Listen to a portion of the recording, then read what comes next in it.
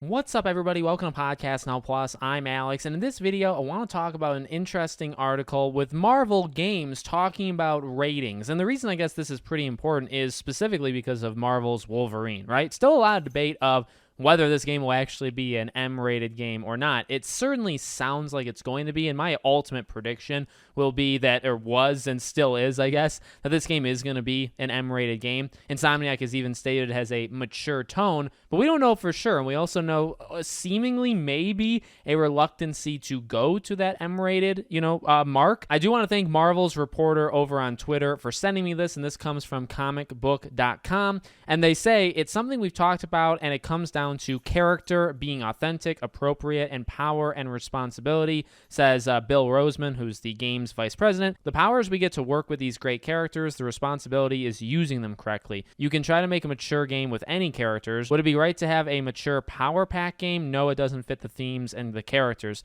It's not the right thing to do. Certain characters could, but we take it very seriously. We sit down and talk about what's the player's fantasy, what do you expect from this character, who is the audience. If we are going to go down a path, how do we responsibly create it, market it, sell it with everything? It's all about the ratings, the comics, the games.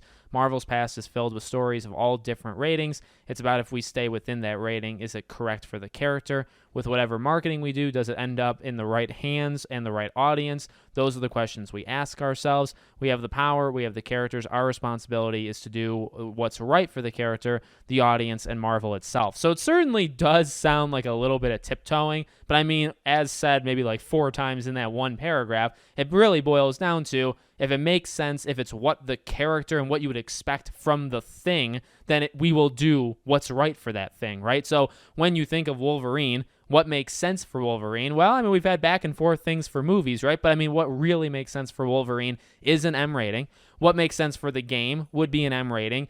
I could see how you get yourself talked into maybe it being like a T for teen thing, or I don't know, Insomniac's past, or you look at Spider-Man. I guess where they could get tripped up would be like the audience. They talk about like it depends on the audience. Well, the audience that would get a Marvel's Wolverine game, it's a mix. I think it actually would be kids or teenagers or whatever. But I also think it would be very much grown adults. Same thing as Spider-Man. I have a feeling, considering Marvel's Spider-Man sold, unbelievably well, tens and tens of millions of units.